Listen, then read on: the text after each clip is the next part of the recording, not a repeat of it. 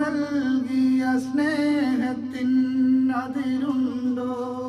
പകരം നൽകാനൊരു സ്നേഹമുണ്ടോ?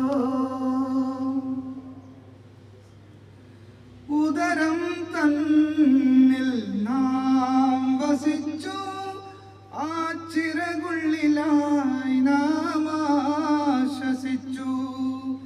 ദിനരാത്രങ്ങൾ ക്ലേശങ്ങളാൽ ഉമ്മ ജീവിതം നമുക്കായി ത്യജിച്ചു. കാരുണ്യത്തിൻ ചിറകുകൾ അവർക്കായി